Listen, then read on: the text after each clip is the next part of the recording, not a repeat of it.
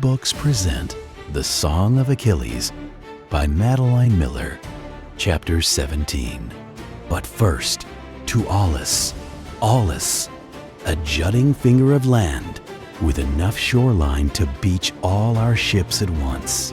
Agamemnon had wanted his mighty force assembled in a single place before it sailed. A symbol, perhaps. The visible power of Greece offended. After 5 days churning through the rough waters of the Euboean coast, we came around the last hitch of the winding strait, and Aulis was there. It appeared all at once, as if a veil had been yanked off. Shoreline thick, with vessels in every size and color and shape, its beach covered in a shifting carpet of thousands upon thousands of men. Beyond them, the canvas tops of tents stretched out to the horizon, bright pennants marking the king's pavilions. Our men strove at their oars, guiding us towards the last empty place on the crowded shore, big enough for our whole fleet. Anchors dropped from 50 sterns. Horns blew. The Myrmidons from the other ships were already wading ashore. They stood now at the water's edge, surrounding us, white tunics billowing. At a signal we could not see, they began to chant their prince's name. 2,500 men, speaking as one. Achilles! All along the shore, heads turned, Spartans, Argives, Mycenaeans, and all the rest. The news went rippling through them, passing one to another. Achilles is here! As the sailors lowered the gangway, we watched them gather, kings and conscripts both. I could not see the princely faces from the distance, but I recognized the pennants that their squires carried before them. The yellow banner of Odysseus, the blue of Diomedes, and then the brightest, the biggest, a lion on purple, the symbol of Agamemnon, and Mycenae. Achilles looked to me, drew in a breath. The screaming crowd at Phia was nothing compared to this. But he was ready. I saw it in the way he lifted his chest, in the fierce green of his eyes. He walked to the gangway and stood at its top. The Myrmidons kept up their shouts, and they were not alone now. Others in the crowd had joined them. A broad-chested Myrmidon captain cupped his hands around his mouth. Prince Achilles, son of King Peleus and the goddess Thetis.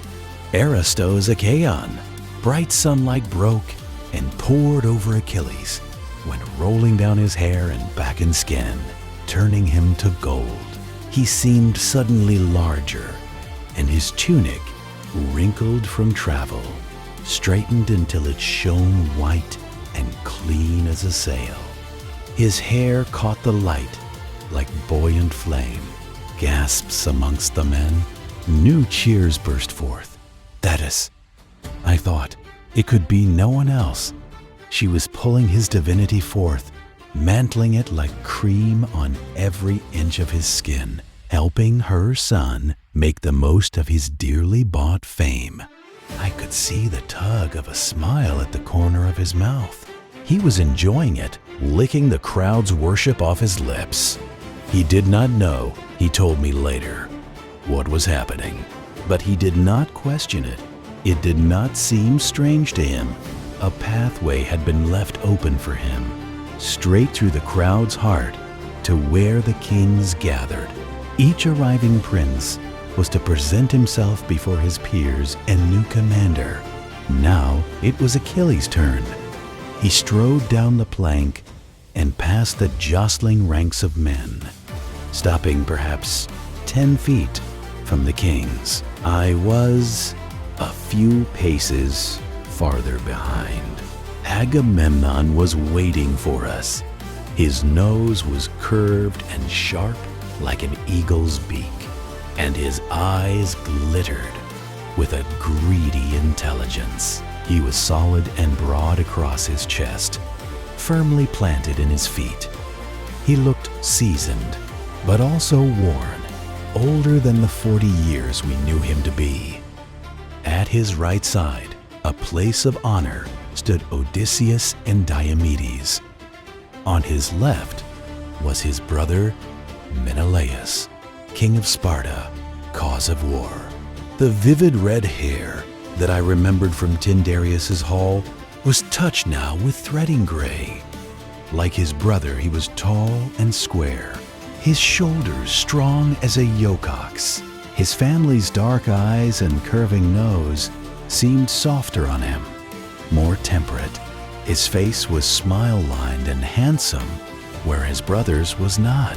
The only other king that I could identify with any surety was Nestor. The old man, chin barely covered by a sparse white beard, eyes sharp in his age, whittled face. He was the oldest man living, it was rumored, the canny survivor of 1,000 scandals and battles and coups.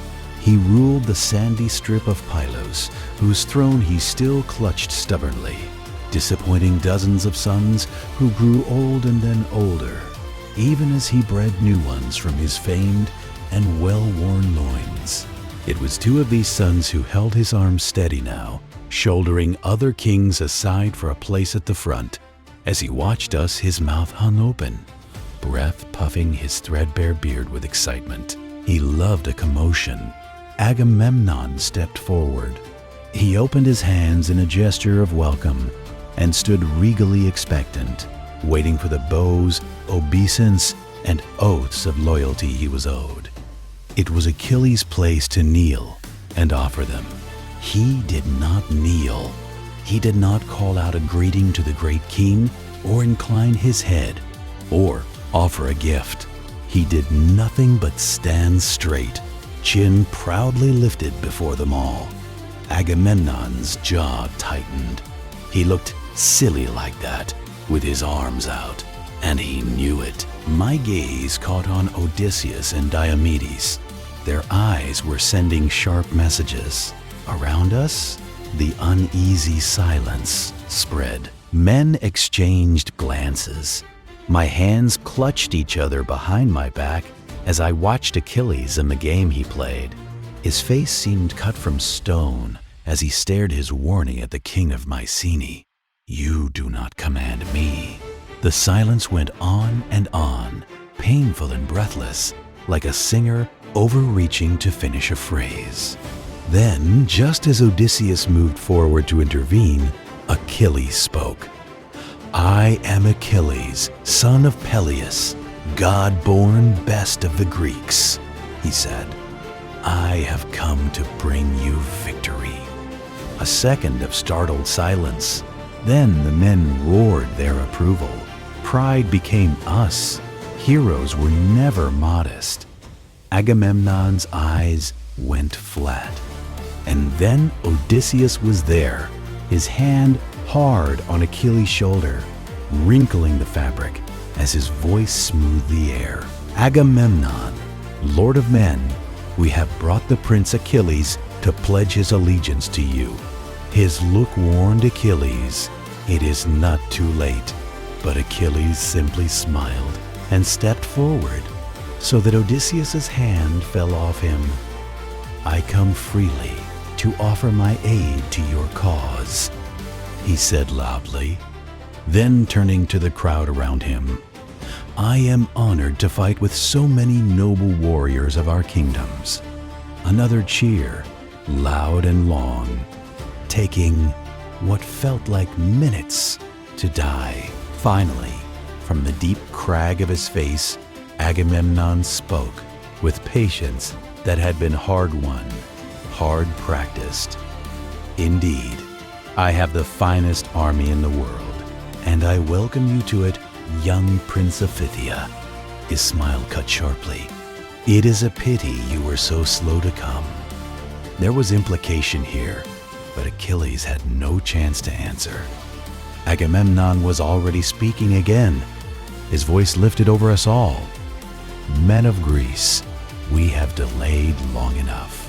We leave for Troy tomorrow.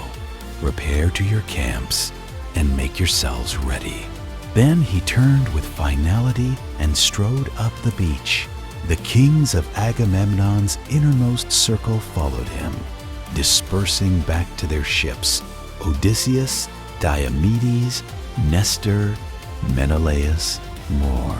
But others lingered to meet the new hero, Thessalian Eurypylus and Antilochus of Pylos, Meriones of Crete, and the physician Podalirius, men drawn here for glory or bound by their oath from every far-flung crag of our countries. Many had been here for months, waiting as the rest of the armies straggled together after such tedium. They said, looking slyly at Achilles, they welcomed any harmless entertainment, particularly at the expense of Prince Achilles, interrupted Phoenix. Please excuse my intrusion. I thought you would wish to know that your camp is being prepared. His voice was stiff with disapproval, but here, in front of the others, he would not chide. Thank you, worthy Phoenix, Achilles said. If you'll pardon us? Yes, of course they would. They'd come by later or tomorrow. They'd bring their best wine and we'd broach it together. Achilles clasped hands with them, promised it would be so. I encamp. Myrmidons streamed around us, hefting baggage and food, poles and canvas. A man in livery approached and bowed, one of Menelaus's heralds. His king could not come in person, he regretted, but had sent the herald here in his place to welcome us. Achilles and I exchanged a glance. This was clever diplomacy. We had not made a friend in his brother, so Menelaus did not come himself. Yet some welcome was due to the best of the Greeks. A man who plays both sides of the fence, I whispered to Achilles. A man who cannot afford to offend me if he wants his wife returned, he whispered back. Would we accept a tour? The herald asked. Yes, we said, in our best princely manner, we would. The main encampment was a dizzying chaos, a bedlam of motion, the constant fluttering of pennants, laundry on lines, tent walls, the hurrying bodies of thousands and thousands of men.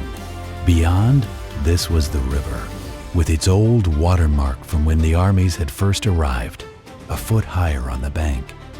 Then the marketplace center, the agora, with its altar and makeshift podium. Last, the latrines, long open ditches, busy with men. Wherever we went, we were observed. I watched Achilles closely, waiting to see if Thetis would again make his hair brighter or his muscles bigger. If she did, I did not notice. All the grace I saw then was his own, simple, unadorned, glorious. He waved to the men who stared at him. He smiled and greeted them as he passed. I heard the words, whispered from behind beards and broken teeth and calloused hands. Aristos Achaion.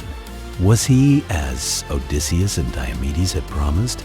Did they believe those slender limbs could hold against an army of Trojans? Could a boy of 16 really be our greatest warrior? And everywhere, as I watched the questions, I saw also the answers. Yes, they nodded to each other. Yes, yes.